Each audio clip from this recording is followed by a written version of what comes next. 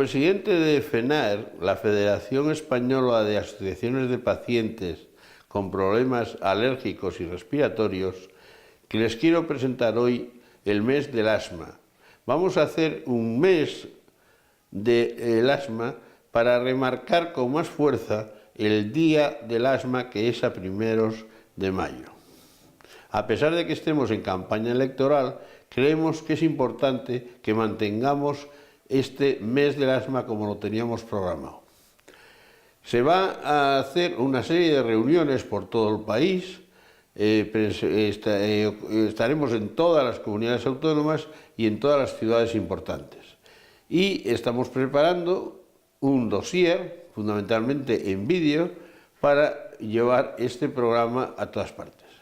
El asma, la fatiga, la disnea, la dificultad para meter el aire y respirar, son signos que podemos decir que ocurren en el asma, una enfermedad crónica que pueden padecer en mayor o menor grado todas aquellas personas que nacen con atopia.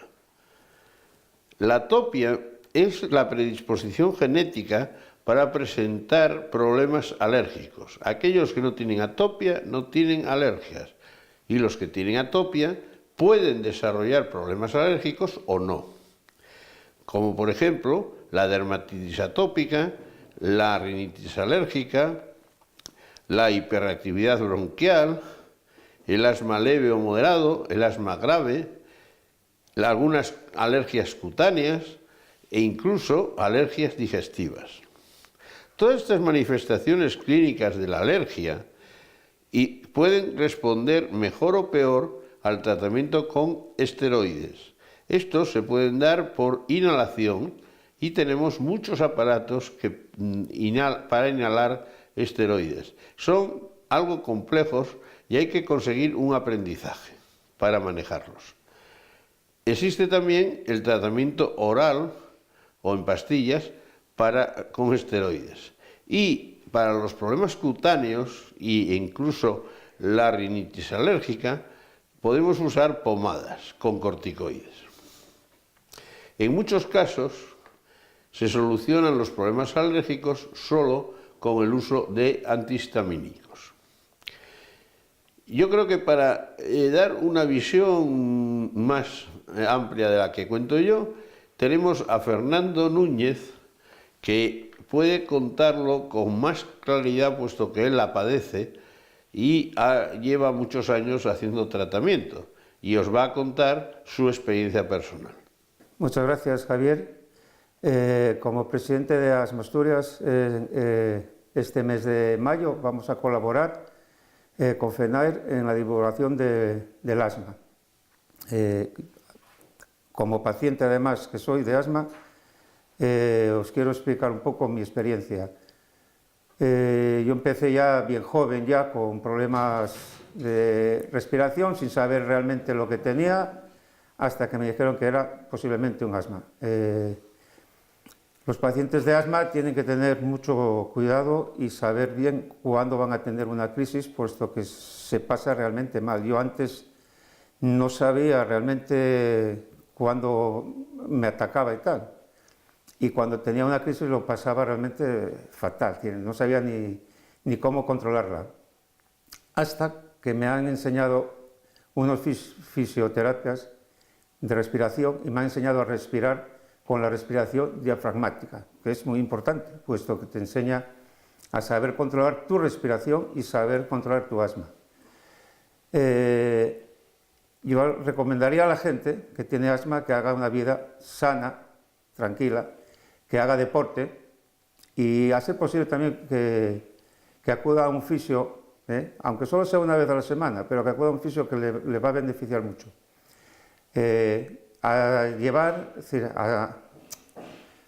A tomar su medicación todos los días, aunque se encuentre bien, que eso es fundamental. No dejarlo, que luego vienen las crisis peores. Y otra cosa sería, en casa, simplemente tener una buena limpieza, porque los ácaros, el polvo, los productos de limpieza son unos productos químicos que nos atacan bastante, entonces hay que procurar siempre evitarlos. Y al igual que no fumar, que es fundamental. El tabaco es uno de los peores enemigos que tenemos. Los productos químicos, por ejemplo, la gente que trabaja en factorías,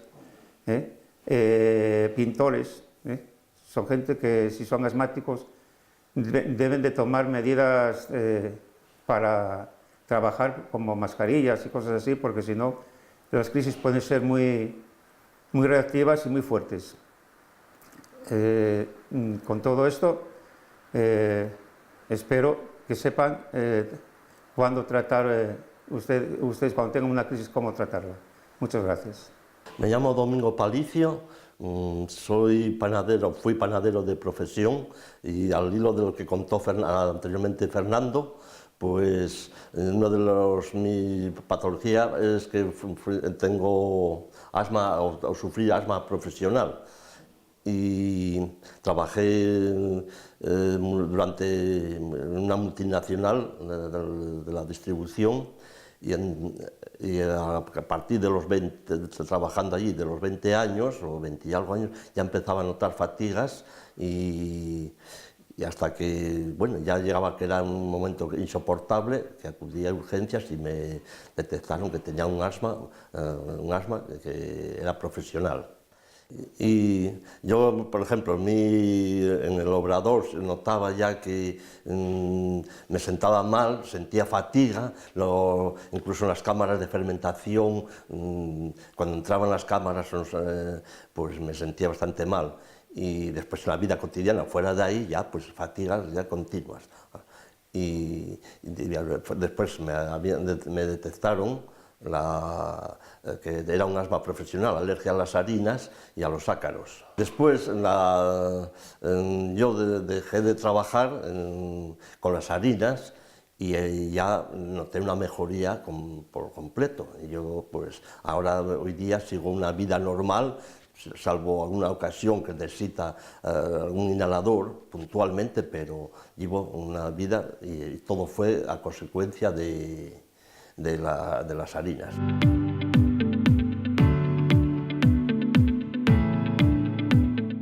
Y ahora les vamos a dejar con un vídeo grabado hace 15 años, pero que es de una actualidad total en su contenido y en el que van a explicar lo que es el asma y sus consecuencias 8 personas de la primera línea del asma en España. Es un homenaje a Fernando Sánchez Gascón, gran impulsor de estos programas y de la neumología en España, profesor de la Universidad de Murcia y jefe del servicio del Hospital de Murcia, que nos ha dejado desgraciadamente hace 13 años. También hay que mencionar que el doctor Curto hace 4 o 5 meses nos ha dejado también. En homenaje a ellos vamos a ver este vídeo. Y vamos a aprovechar para hacer una recopilación del estado actual de la situación del asma en este momento.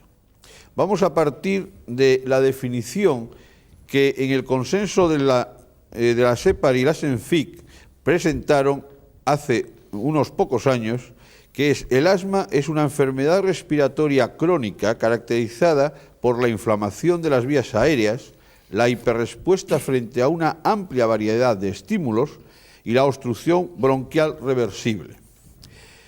A partir de esta definición vamos a hacer un estado de la situación y de los conceptos que tenemos sobre aquellos parámetros que utilizamos habitualmente en el asma, como la atopia, la alergia, la hiperreactividad bronquial, etc. Para lo cual, la doctora Nuria Mañés va a ir haciendo la introducción de los ponentes que estamos en esta mesa. Pues, doctor Curto, me gustaría que nos definiera o interpretara qué es la atopia y qué relación puede tener. La atopia es un concepto que fue acuñado en el año 23 por Koch, que significa como algo extraño, sin lugar y que se contrapone un poco a la palabra más conocida de utopía, que significa como lugar perfecto, ¿no? Sabemos que los enfermos atópicos precisamente no están en el lugar perfecto en cuanto a salud. Creo que este concepto hay que verlo un poco históricamente, ¿no? Según ha evolucionado la inmunología, los conocimientos inmunológicos, han aparecido palabras como anafilasia, como alergia, como hipersensibilidad y como atopia. Algunas de ellas se pueden superponer un poco. No cabe duda que la palabra alergia quizá es la que haya hecho más fortuna, ¿no?, entre el público. De hecho, hay muchos más alergólogos, ¿no?, digamos, que atopólogos, ¿no? Curiosamente, porque muchas enfermedades de las que nosotros como dermatólogos manejamos, como la urticaria crónica y la dermatitis atópica, podemos decir que o no son del todo alérgicas o incluso que tienen a veces poco de alérgicas, ¿no? Una idea importante para entender lo de atopia es que es una predisposición familiar, ¿no? Es decir, quizás sea la idea más importante. Son pacientes que de una forma desmesurada reaccionan ante antígenos o ante alergenos comunes. Alergenos comunes que son los ácaros del polvo, como es el polen, y todo esto mediado sobre todo por la IgE. Es normal que ante venenos muy potentes, como el veneno de avispa o de abeja, todo el mundo reaccione, pero no lo es ante estos, digamos, alergenos más sencillos. Esta predisposición familiar quiere decir que puede haber pacientes con lo que se llama la tríada atópica, que son sobre todo la dermatitis atópica, algunas variantes del asma, como sabéis mucho mejor que yo, y la rinitis alérgica. Y sin embargo, otros parientes de estos pacientes, pues lo que tendrán serán estigmas atópicos. Nosotros en dermatología es muy importante el conocer estos estigmas atópicos porque nos permite reconocer a unos pacientes que para nosotros son muy complicados, ¿no? Un dermatólogo americano decía que en su consulta prefería recibir un león inesperadamente que a un enfermo atópico. Muchas gracias. Doctor Puyo, ¿nos podría definir qué es la alergia, ya que parece estar bastante relacionada con el asma? Sí, bueno, yo quería decir que en pocas palabras la alergia no es una enfermedad, como tradicionalmente se maneja, en fin, entre las personas. Más bien es una manera de responder, es una respuesta adquirida. Realmente no se nace alérgico, se nace atópico, por tanto predispuesto. Es una respuesta, por tanto, adquirida, mediada por un mecanismo inmunológico exagerado, si se quiere, o atípico, frente a diversos factores ambientales o de otro tipo que ocurren en determinadas personas, generalmente atópicas, y que conduce a la aparición de una serie de síntomas clínicos entre los cuales puede figurar el asma. Pero quiero reseñar, en fin, para clarificar las cosas desde el principio, que asma y alergia no son palabras que tengan necesariamente que estar relacionadas. Hay muchos asmas que no tienen nada que ver con la alergia, no reconocen un mecanismo alérgico, aunque hay otro grupo de ellos en los que sí que conviene tenerlo en cuenta y tratar de demostrarlo con las pruebas que posteriormente se comentarán. Muchas gracias. Doctor Armengol, ¿podría definirnos o interpretarnos qué es la hiperreactividad bronquial y la inflamación, de lo cual se habla y entra dentro de la definición del asma? El concepto de asma incluye dos trastornos funcionales fundamentales: la reactividad bronquial y la obstrucción de las vías aéreas. En cuanto a la obstrucción, tiene dos características: que es variable, revierte en forma espontánea o con tratamiento, y tiene ritmo, se manifiesta particularmente y especialmente durante la noche o la madrugada. Hablando concretamente de la hiperreactividad bronquial, cuando hablamos de hiperreactividad nos referimos al incremento del tono muscular de las vías aéreas, por el que los bronquios se estrechan con facilidad y de forma exagerada ante estímulos físicos, químicos o biológicos. El paciente tiene síntomas ante la presencia de determinados olores, humos, polvo, ambiente frío, ejercicio, toma de determinados medicamentos o contacto con algunos alergenos. Una definición resumida de asma podría ser que es aquella que considera que hay presencia de síntomas de hiperreactividad bronquial, porque destaca especialmente el papel de la hiperreactividad. Y esta hiperreactividad la podemos estudiar en el laboratorio mediante test de provocación, como luego se verá. Si pasamos a hablar un momentito de la inflamación,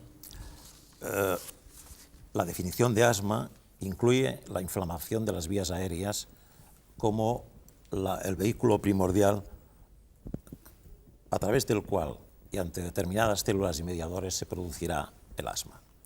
El proceso inflamatorio afecta a casi todas las estructuras anatómicas de la pared bronquial en forma de un infiltrado denso en el cual predominan varios tipos de células, especialmente eosinófilos, mastocitos y linfocitos. La presencia de neutrófilos solo aparece cuando hay una agudización y esta es una característica diferencial con el EPOC precisamente. La presencia de gran número de eosinófilos activados es una de las características de la inflamación asmática, ya que son capaces de producir la mayor parte de mediadores que luego dan lugar a la inflamación. Los asmáticos tienen una mayor población de mastocitos tanto en la luz bronquial como infiltrando el músculo liso de la pared. Y este es un dato al que en este momento se le da más importancia porque permite el diagnóstico diferencial con una entidad de nuevo cuño, reciente cuño, que es la bronquitis eosinófila. El papel de los linfocitos TH2 en este caso sería el de ser una especie de orquestadores o de coordinadores de la reacción inflamatoria asmática. El conjunto de cambios inducidos en la pared bronquial por este proceso de inflamación y recuperación que se va produciendo si el asma va adelante, da lugar a una serie de fenómenos en la pared, fenómenos de fibrosis, de periplasia, de hipertrofia, incluso de pérdida de epitelio, que son lo que constituyen el concepto actual de remodelado bronquial, que condiciona una mayor rigidez de la pared, una estrechez del árbol bronquial y una mayor dificultad de tratamiento. Muchas gracias.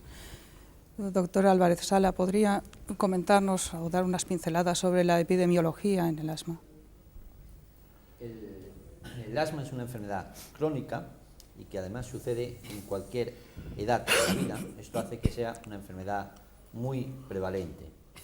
Un estudio europeo en la década de los 90 establece una prevalencia de asma en personas de 20 a 44 años de alrededor de un 4,5%. Y en España, el estudio IBERPOC en personas entre 40 y 69 años mantiene que tienen el diagnóstico de asma alrededor de un 5% de las personas. Pero además, este mismo estudio europeo que he mencionado antes comprueba cómo hasta un 50% de las personas que tienen el diagnóstico de asma no han sido diagnosticados previamente. E incluso personas con síntomas de asma, hasta un 26% no han recibido tratamiento alguno. El asma, además de ser prevalente, es una enfermedad que tiene una mortalidad elevada.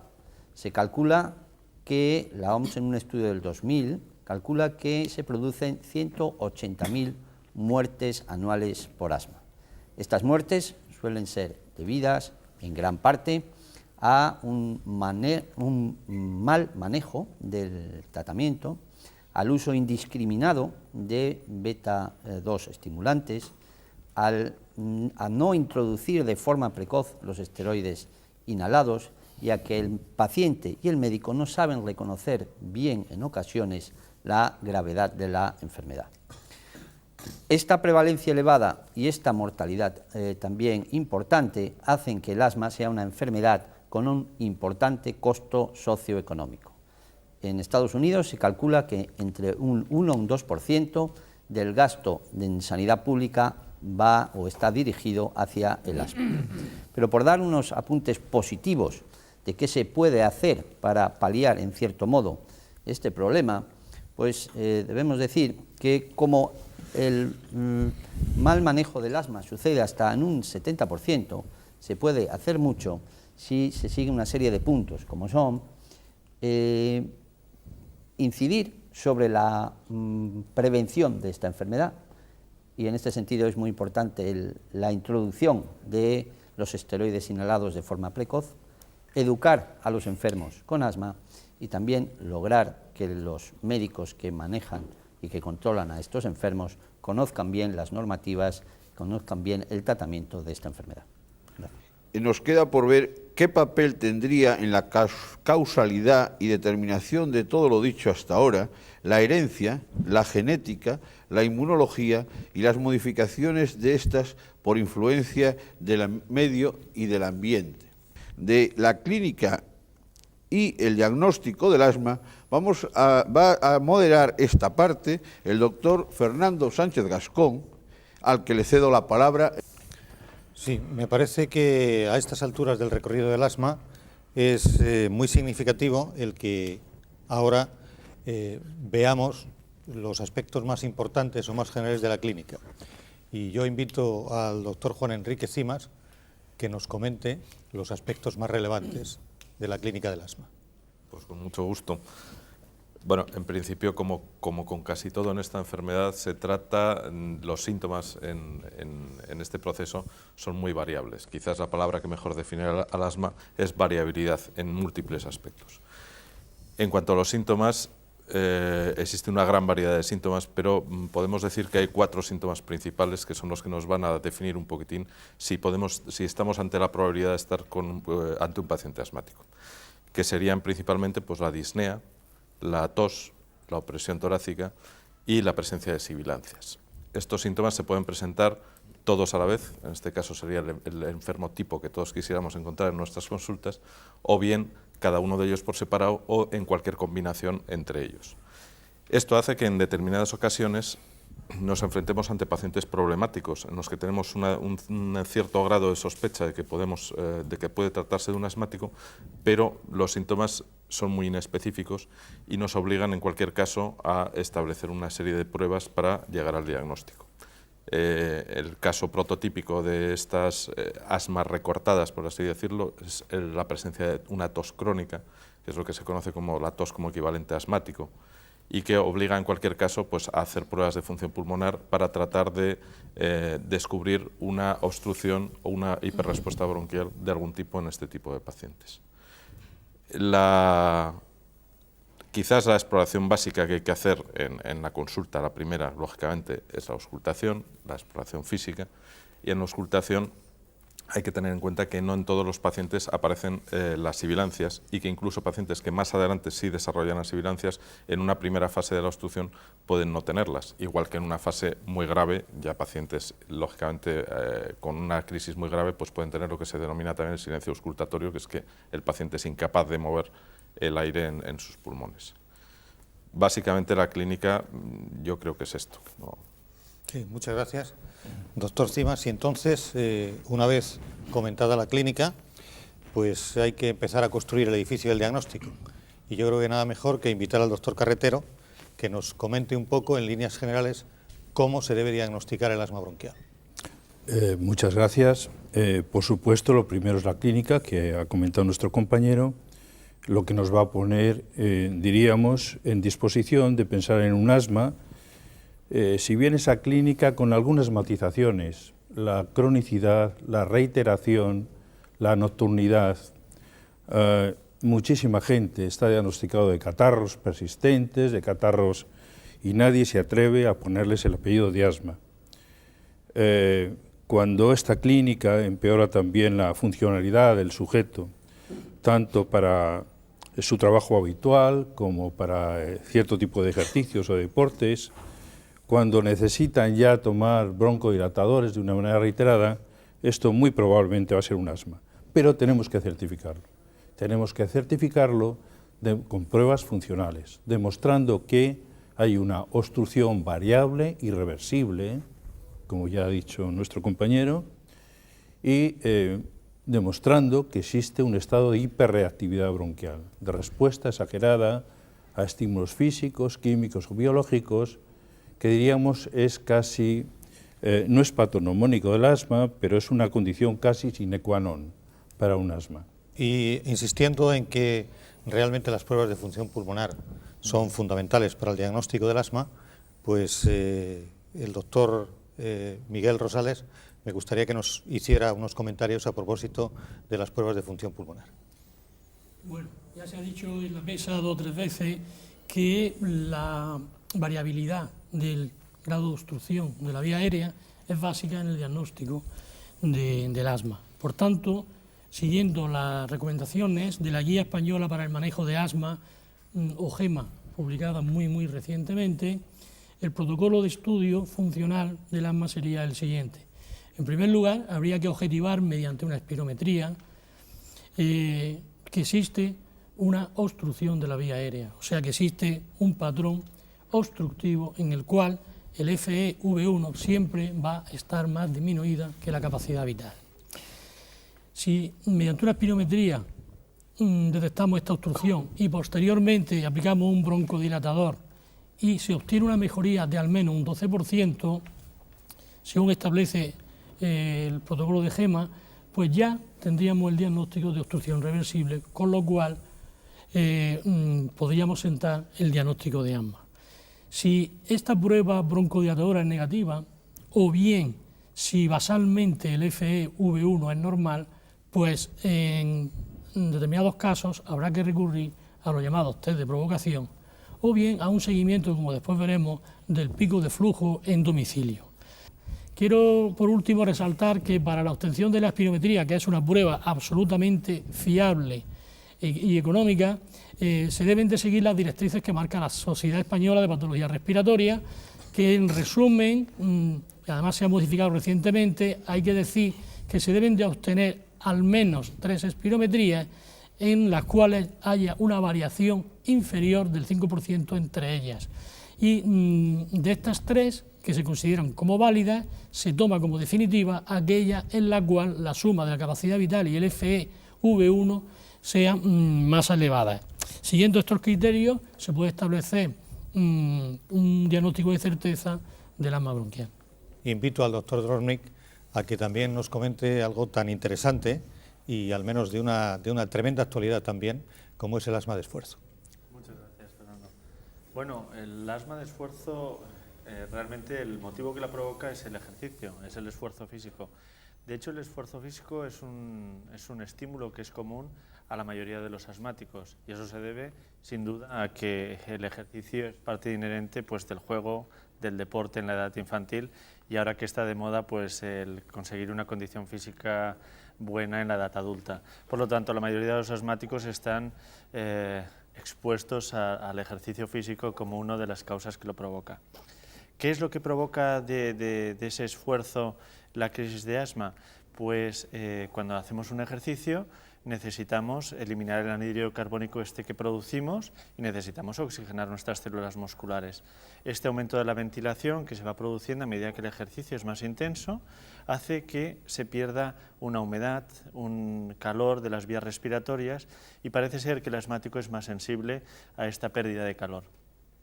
Esta pérdida de calor, de humedad, lo que hace es estimular unas ciertas estructuras y unos elementos celulares a los que un tipo de asmáticos es más sensible, valga la redundancia, que otros. Por eso a veces un tipo de tratamiento es mejor en unos que en otros en la prevención de la crisis de asma de esfuerzo. Eso ya hace que tengamos en cuenta una cosa, que para provocar una crisis de asma de esfuerzo haya que hacer un esfuerzo físico intenso y de una cierta duración. Así se considera que para tener la crisis de asma de esfuerzo se necesita un mínimo de unos 5, 8 o 10 minutos y que el ejercicio sea de una moderada intensidad para realmente provocar este aumento de la ventilación y esta pérdida de humedad de las vías respiratorias. Y hay 2 características: esfuerzo intenso y una duración moderadamente larga. La crisis de asma de esfuerzo tiene 2 características quizá interesantes, que no es durante el esfuerzo que se produce, sino que es una vez terminado este ejercicio, a los 5, a los 10 minutos, y eso se debe a que mientras hacemos el ejercicio hay un estímulo adrenérgico, de actividad, que provoca una cierta broncodilatación que pugna con esta broncoconstricción propia del estímulo de la pérdida de humedad. Mientras dura el ejercicio, esa lucha mantiene una cierta posibilidad de mantener el ejercicio, pero en el momento en que cesa ese ejercicio, se ponen en marcha pues, el estímulo broncoconstrictor y al final lo que ocurre es la crisis verdadera de asma. Una crisis que que no es tan intensa como la crisis provocada pues, por el alergeno al que un individuo es sensible, o por la presencia de contaminante, o por quizá una infección respiratoria aguda en el individuo asmático que está en un periodo de crisis o más sensible. Es una crisis que es intensa, pero es moderada y que se soluciona sola. Y si damos tratamiento se solucionaría enseguida, pero de eso hablaremos más tarde. Otra característica es que tiene lo que se llama un periodo refractario, es decir, una vez sufrida la crisis, más o menos intensidad, hay un periodo de 1 hora, 2 horas, hasta 2 horas, en la que el individuo asmático que es sensible al asma de esfuerzo puede hacer un ejercicio de una moderada intensidad sin miedo a tener una crisis. Y eso es lo que utilizan los deportistas asmáticos o hiperreactivos para poder hacer su actividad físico-lúdica o deportiva con garantías de no tener una crisis. Aquí ya he introducido un término de deporte y eso es lo que comentaba el moderador, que tiene actualidad. Si el ejercicio provoca crisis, lo sencillo sería decirle a los pacientes asmáticos que no hicieran ejercicio, que así evitarían las crisis. Pero lo cierto es que conocemos a deportistas de muy alto nivel, de deportes que llamamos aeróbicos, intensos, y que son asmáticos. Y eso se debe a 2 cosas fundamentalmente. Por un lado, a que están bien tratados y por lo tanto su estado inflamatorio es más bien bajo, es decir, a más grado de inflamación más posibilidad de tener crisis. Y por otro lado, a que el ejercicio continuado, el entrenamiento, lo que hace es que el individuo sea más eficiente ventilatoriamente y lo que antes le provocaba crisis a un nivel de intensidad, pongamos, de 7, cuando ha entrenado, la ventilación para tener ese umbral de crisis necesita un ejercicio de 10. Si ese ejercicio de 10 de este deportista de alta intensidad lo tratamos bien, hacemos que su estado inflamatorio sea bajo, conseguimos que pueda rendir al más alto nivel igual que sus compañeros no asmáticos o no hiperreactivos. Pero del tratamiento hablaremos más tarde, quizás. Muchas gracias. Otro aspecto tremendamente actual también es todo lo relacionado con el tabaco. Entonces yo invito al doctor César Hidalgo a que nos comente asma y tabaco. Gracias, Fernando. Hablar del tabaco, creo que hoy estamos todos muy sensibilizados y creo que todas las sociedades han hablado suficientemente sobre el mismo y sabemos que es un tóxico, que tiene una incidencia muy negativa en muchas cosas, pero creo que nosotros aquí como sociedad, pues creo que por no perdernos daríamos 3 pinceladas fundamentalmente. Se sabe y los estudios están recogidos en las guías que en las mujeres embarazadas el incremento del riesgo de padecer asma está tipificado como unos porcentajes aproximadamente el 30% en niños hasta los 6 años y hasta un 10 o un 12% a los 12 años. Eso está contrastado. Lo que sí sabemos es que predispone también a las agudizaciones asmáticas, el fumador tiene más agudizaciones asmáticas, y no solo eso, sino que también, lo hemos constatado de siempre, que todos aquellos enfermos que siguen unos tratamientos perfectamente reglados, perfectamente controlados, con todas las pruebas perfectamente reguladas, dificulta tremendamente el control de estos enfermos. Por lo tanto, el llamamiento que creo que, más allá de explicar la etiopatogenia del tabaco y demás, el mensaje fundamental, yo creo que el tabaco incide muy negativamente no solo en la génesis de esta enfermedad, sino en el seguimiento y en el cumplimiento de todo ello. De ahí que hoy por hoy sepamos, y creo que debemos de ser portavoces del manejo, cada vez que llegue a la consulta cualquier enfermo, el manejo del abandono del tabaco, para lo cual existen guías suficientemente documentadas y que perdamos por lo menos 1 minuto o 2 de tiempo para concienciar a todos nuestros enfermos. Y incidiendo más en el asma, pues creo que con estos 3 pinceladas creo que queda suficientemente demostrado la incidencia tan negativa que tiene el tabaco en esta enfermedad.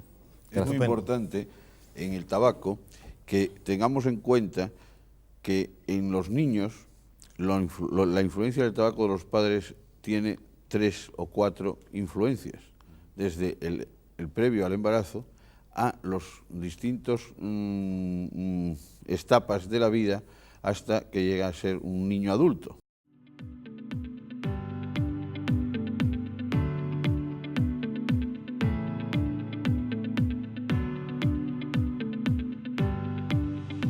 Practicar deporte no es incompatible con el asma. Hoy, más de 250 personas se han sumado a la iniciativa Actúa y Respira, participando en 10 masterclass simultáneas que se han realizado para concienciar de los beneficios del deporte en personas con asma. Coincidiendo con el Día Mundial de esta patología, que se celebrará el próximo 1 de mayo, la Federación Española de Asociaciones de Pacientes Alérgicos y con Enfermedades Respiratorias, FENAER y Boehringer Ingelheim han impulsado la campaña Actúa y Respira en colaboración con los centros deportivos Holmes Place. El objetivo es concienciar sobre los beneficios del deporte y de llevar una vida activa en pacientes con asma si cuentan con un buen control de su enfermedad. La actividad física es la mejor opción, según los expertos, para mejorar la resistencia respiratoria. La práctica de deporte en asmáticos está muy recomendada. En el pasado incluso se prohibía, ¿no?, a jóvenes y adultos hacer deporte porque padecían asma. Esto es un error. Lo que hay que hacer con los asmáticos es primero ponerlos en situaciones de estabilidad, ¿no?, tener el asma bien controlada. Una vez el asma está bien controlada, pueden realizar actividad física, no hay que restringir la actividad física. El principal problema es que el 50% de los pacientes con asma no tiene controlada la enfermedad. La tasa de mal control de la enfermedad es bastante negativa porque a pesar de que hoy en día tenemos muy buenos fármacos que mejoran el control de los pacientes, la realidad es que más de un 50% de los asmáticos están mal controlados. ¿Por qué sucede esto? Porque es una antítesis, ¿no? Por un lado buenos medicamentos, pero por otro lado los pacientes no van bien. Pues bueno, hay varias explicaciones, pero probablemente la primera causa sea que los pacientes se cansan o no cumplen bien con regímenes terapéuticos prolongados. Entonces, a medida que pasa el tiempo, pues la tasa de adherencia pues va disminuyendo. La iniciativa ha tenido una gran acogida entre los pacientes. La campaña de concienciación Actúa y Respira me parece fantástica, porque ayuda al paciente a ser consciente de que la vida sedentaria no es aconsejable para su enfermedad, ni para su estado físico, ni su estado anímico. El correcto uso del inhalador es clave para controlar la enfermedad y tener una buena respuesta al tratamiento, según los expertos. Aunque no existe un deporte más adecuado que otro si se tiene controlada la enfermedad, hay ejercicios menos favorables como los que impliquen inmersión, presión o bajas temperaturas.